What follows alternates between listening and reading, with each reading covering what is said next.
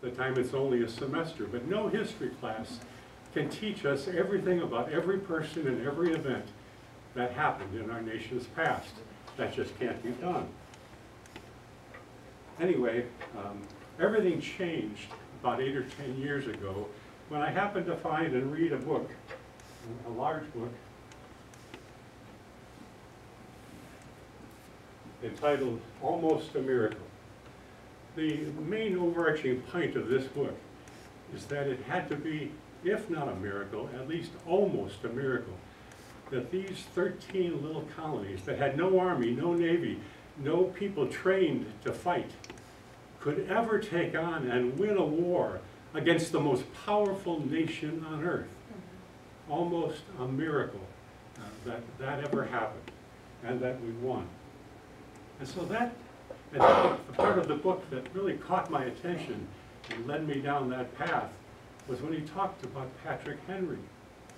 And I learned how that speech, which Patrick Henry gave in that church in the little town of Richmond, how that speech inspired and encouraged and renewed the spirit and determination of those farmers and townspeople who were fighting against the British with George Washington in the outskirts of Boston. And so what I couldn't figure out was how it was that those untrained soldiers or farmers, fighters, even heard about Patrick Henry. I mean, I know the power of a speech. We've all seen that, and most of us are probably going to remember it very well. It's still in our heads. We saw Martin Luther King stand in Washington and say, "I have a dream," and that speech just took off across the country, as did John Kennedy's speech about "ask not what your country can do for you." But again, we saw that speech with our eyes and heard it with our ears, whether in person or over radio or television. Those are speeches implanted in our heads. But Patrick Henry's speech got no press to speak of. There were no radio and television broadcasts. Most people never even heard him, but they heard about his speech. And how did that news reach to those men who were sitting in foxholes and hiding from the bullets of the British? How did they hear that speech and be so inspired by it? And how did it spread throughout 13 colonies so that all over the colonies people were talking about it? Well, that's one of the reasons I think it must have been a very dramatic speech, because it was what he did as well as what he said that caught the imagination and attention of people everywhere. I also wondered not only how he gave that speech, the manner, but also what it was he specifically said that created such a stir. And that's when I became even more eager to know about this man. After reading that book, my wife and I traveled down to Williamsburg, Virginia, and we made a trip there a number of times. Actually, we probably went down there about 4 or 5 times. And on one of those occasions, we actually planned our trip for the middle of March, because we had heard that every year in St. John's Episcopal Church, in the same church where Patrick Henry gave his speech, there is a reenactment with costumed people. Patrick Henry, Tories, Patriots, George Washington, Thomas Jefferson, all those characters are there in the sanctuary, reenacting what happened that day on March 23 in 1775. Now remember, Virginia was still under the English rule and under the rule of a governor. But the colonists did have a measure of self-government. They had it in a legislative body to which I've referred a number of times. It was called the House of Burgesses. When the English government and governor began to fear that the colonists were planning to riot or revolt against British authority, he ultimately stepped forward and told them they were disbanded. They could no longer meet, and they had to leave the Capitol building. And so they went 50 miles away to what they thought was a safe distance where they could be warned if soldiers were coming to get them. And they met there in that church. It was a small church, seated about 100, maybe a little over 100 people. But it was the biggest place in town. And because word had gotten around in Richmond that Patrick Henry might be speaking that day, all kinds of people came flooding to the church. And because there was no room for spectators, they all stood outside in what was the cemetery and listened to the speech through the open windows. In that crowd, there was a man named Eildert Zwart, who stood next to that open window on the east side of the church. So I am sure he had no trouble hearing all that Patrick Henry had to say. Afterwards, he was so inspired by that speech that he turned to the other people there in the crowd and he said, when I die, I want to be buried right on this spot underneath that window. And so when the reenactment was done, you know what I did? I rushed outside and got by the window and looked, and there was the big plaque and his grave right under that east side window where Eildert Zwart is buried. And he went on to serve as a soldier in the Revolutionary War, became a lieutenant colonel, and was the assistant to General Knox, who had managed all of the artillery at the Battle of Yorktown, the final battle of the Revolution. And so Henry's speech affected Edward until the day that he died, and even in the place that he was buried. I think that you should know some things about Patrick, again, which he wouldn't tell us or to say himself. Because many of the comments that I've read over the years that were made by Henry's contemporaries, by people who heard him speak or knew him well, they are phenomenal comments, and I can't begin to list them all. But one of Patrick Henry's, the author who writes a book about him, is Mark Kubelan. Anyway, he's written a number of books, and one of them is called The Demosthenes of His Age. And in that book, he provides a brief biography of 79 famous people who either knew Patrick or heard him speak or were well aware of him. And then he also gives us their names and their quotes and sets them in the context of where they were and what was going on when they said them. One of the first people I would turn to is probably the best known. His name is Thomas Jefferson. And for about 20 years, he and Patrick Henry had been colleagues and friends. In one of his often repeated statements, Thomas Jefferson made this, I think, very powerful statement about him.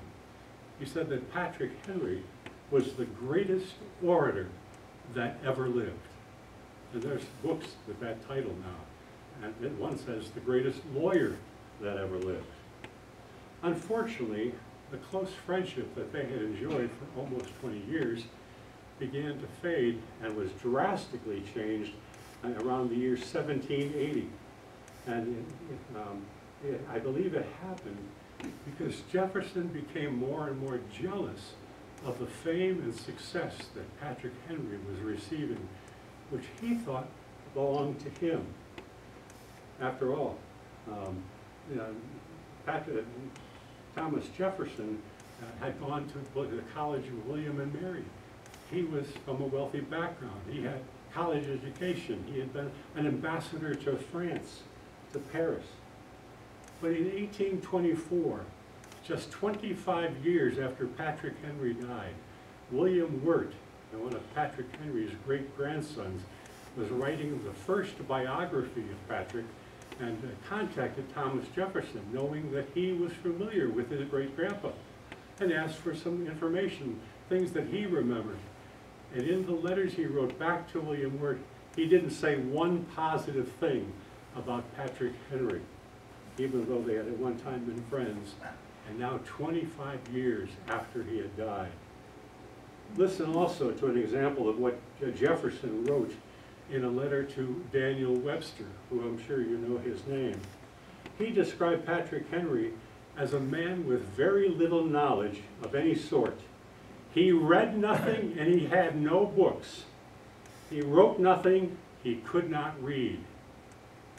Patrick Henry could not read? I can't believe it. And indeed, we know that is an absolute lie, because it is well known that Patrick Henry spent an hour or more every evening in his office meditating and praying and reading his Bible. I see evidence of his Bible knowledge all through the speeches that he made and even some letters that he wrote.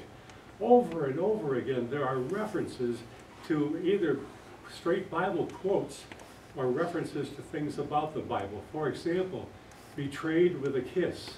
Remember, he said that in his speech that day in St. John's. Patrick also frequently quoted not just the familiar Bible, but the quotes that were available from many of the great ancient authors like Homer and Cicero. He knew those men well in their writings and was able to pull them off and quote them on the spot. At the time of his death, Patrick Henry also had more than 200 books in his library. Now I'd say that in that day and in that situation, that's a lot of books for a man who doesn't read, as Thomas Jefferson said. From Henry's powerful speeches, we know that he also had a great command of the English language because he used words in such marvelous ways. And finally, listen to what Patrick's great-grandson wrote. And I quote, while Patrick Henry was governor of Virginia, Mr. Eildert Zwart, who was a Swiss gentleman who had come to this country to look for land that they could buy.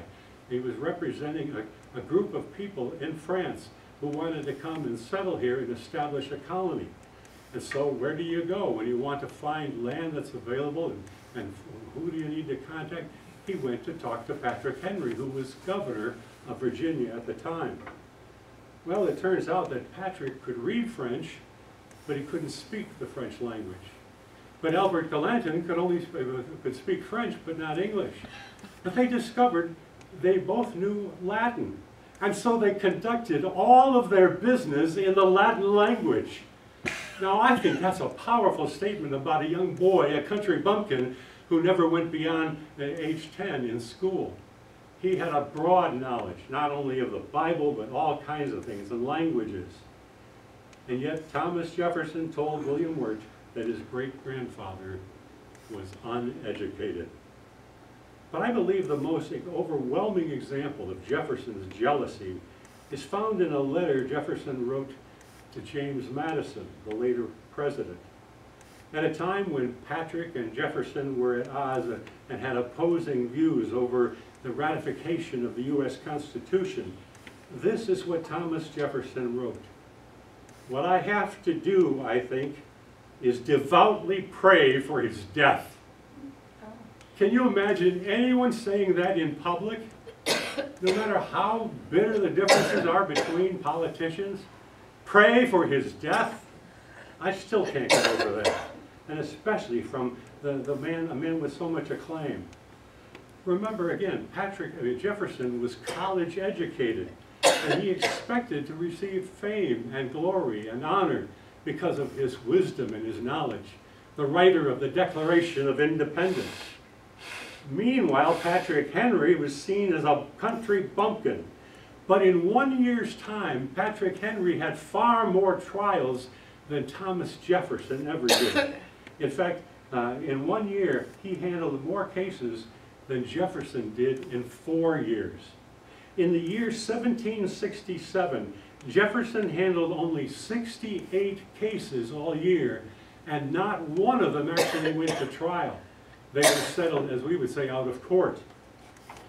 Meanwhile, Patrick Henry was defending clients in over 300 cases in that year. Isn't that a phenomenal difference? 68 cases in a year and 300 or more cases? It just amazes me. Well, you can understand that I'm not a big fan of Thomas Jefferson. On September 10, in 1774, a man named Silas Deane, who was a delegate to the convention from the state of Connecticut, he wrote a letter to his wife telling her all about this phenomenal delegate named Patrick Henry. Here's just a line from what he wrote. "He is the most complete speaker I ever heard. But in a letter I can give you no idea of the music of his voice, or the high-wrought yet natural elegance of his style and manner." There's some other funny quotes. I can't help but chuckle, as I did the first time I read this. It's from Patrick Henry's own mother about her son. She said that he was born to argue, which is exactly what he did. Whenever he felt he had to get up and defend something that he felt strongly about, or maybe argue against something which he thought was wrong, he would argue and speak readily and eagerly. In fact, the Virginia Convention met at one time for 22 straight days, and I suspect that it may have been largely Patrick's fault, because the records show that he spoke at some length on 17 of those 22 days. And he didn't have a teleprompter, and he didn't have notes. He spoke from his heart and his mind. His great liberty or death speech was never written down. He made it up there on the spot. I can't fathom that. What is more, on the last one of those days in the 22, he spoke for 7 straight hours. This guy was amazing. And what's even more interesting about that fact is that most of the people who heard Patrick speaking stated over and over again that when he was speaking, they never got bored. They never fell asleep. And their most amazing comment was that when Patrick finished, they felt as though he had been speaking for only a few minutes. 7 hours seemed like a few minutes listening to Patrick Henry. Oh, I sure wish my congregations had felt that way when I was preaching. But anyway, another humorous moment with Patrick Henry speaking comes from a very well-known judge. Actually, it's come his Judge Roan's father. He tells the story, and he told it many, many times, of how he went to hear Patrick Henry speak at the House of Burgesses. He was attending with a Scotsman who accompanied him. His name was Bradfute. And he was sitting in the front row of the balcony at the House of Burgesses while Henry was speaking. And it seems that this Bradfute had a habit of chewing tobacco. And at one point in Patrick Henry's speech, he was so engrossed in what Patrick was saying and in what he was doing to build his argument with whoever was the audience, that Bradford, sitting in the front row of the balcony, spit his tobacco juice out all over some of the people seated right down below, probably wearing white powdered wigs.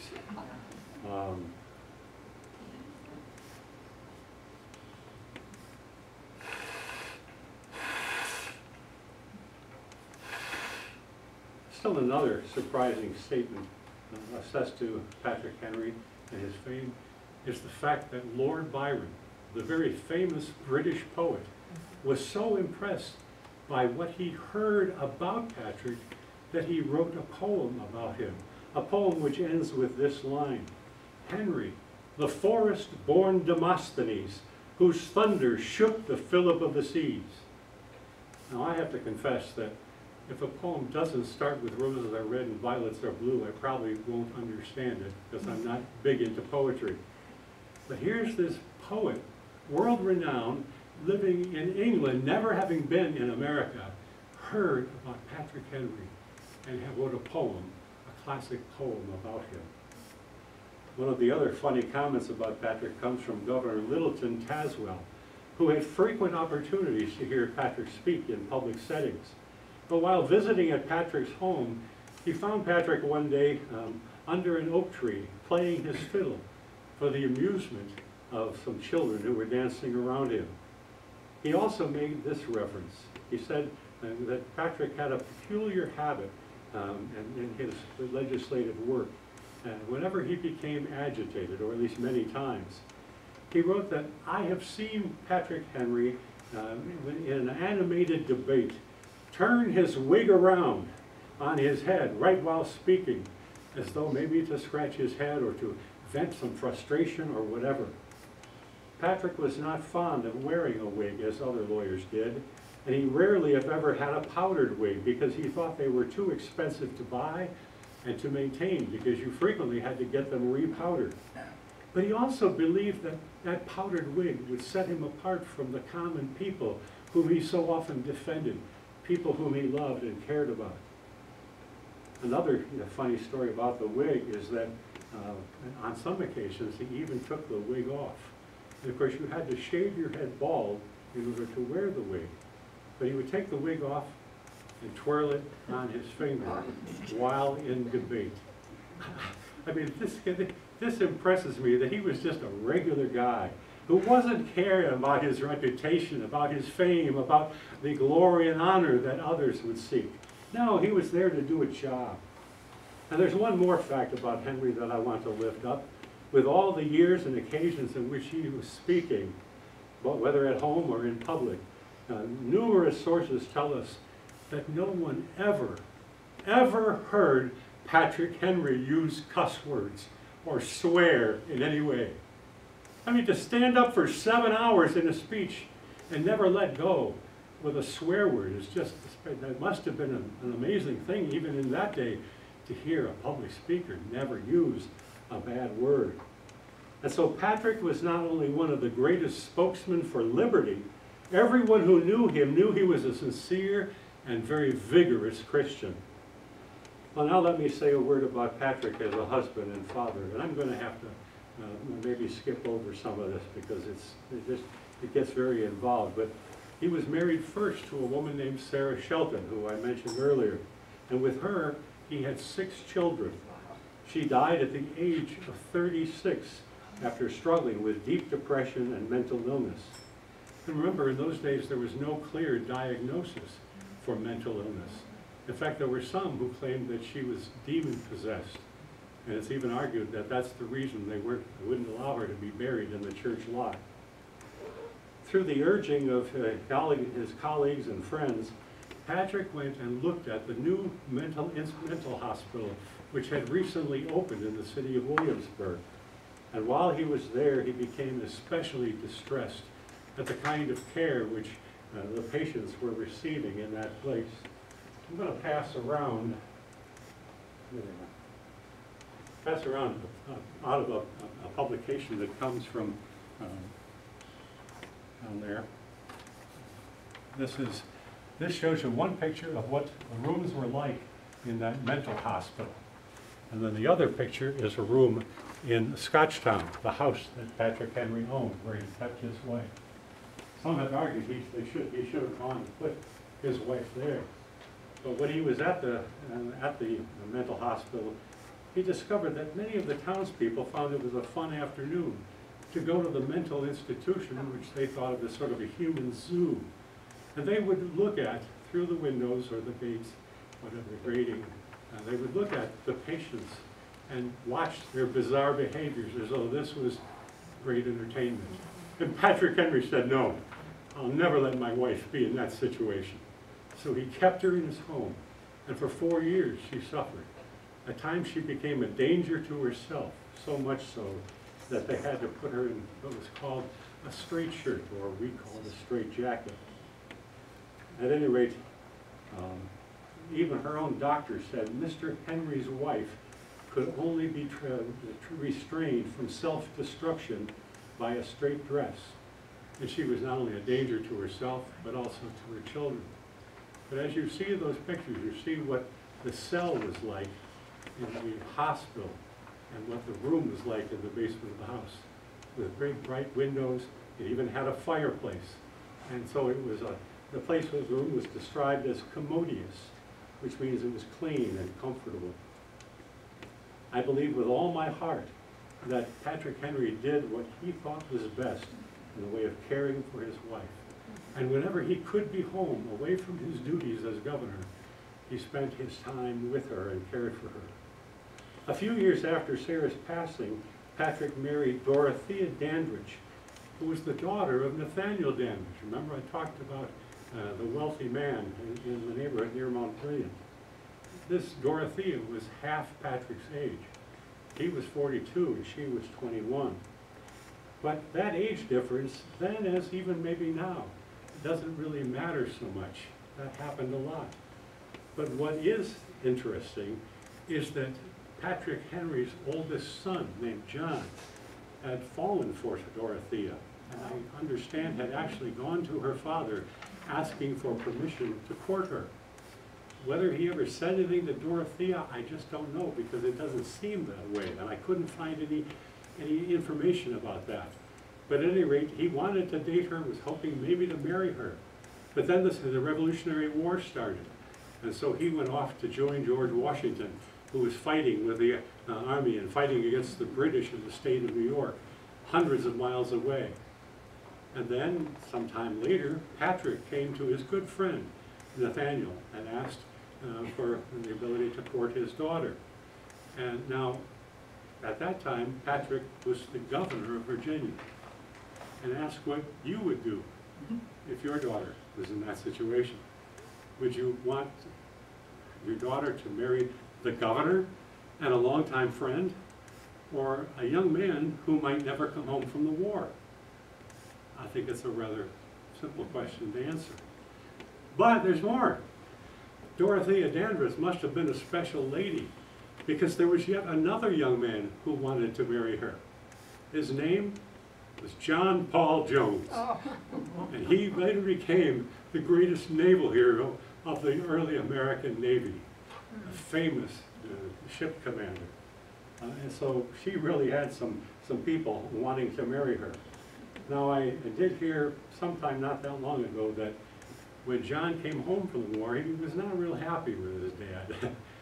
Because also, Martha, one of the children of Patrick, had sent him a letter after the wedding telling him that Dad married Dorothy. And so it didn't set well. Anyway, a few years after Sarah's passing, they were married. And Patrick also was a busy father, because with his 2 wives, they gave birth to 17 children and 77 grandchildren. Now I ask you, who was really the founding father of our country? George Washington had no children of his own. He adopted the children of Martha Custis from her first marriage. Thomas Jefferson had 1 daughter, at least 1 legal daughter. And Patrick Henry had 17 children. I think that gives him the title of father of the founding father of our country. Early in the, but there's more about him as a husband, father, and just as a man. In the early 1790s, when Patrick Henry was becoming old and very ill, he was now about 59 years of age. His sister, Anne, died, and she left behind a son. Patrick Henry adopted that son, took him in, fed him and clothed him, paid for his college education, and then took him back into the house and tutored him in the law so that he too could become a lawyer. But there's more. Patrick Henry's daughter, Martha, had married and then had a son named Edward Fontaine, and he died. A few weeks later, Martha's own husband, John Fontaine, died from malaria. So in the space of about 4 or 5 weeks, she lost her son and her husband, and she was devastated. As a result, she came and moved in with Patrick Henry and his wife, Dorothea.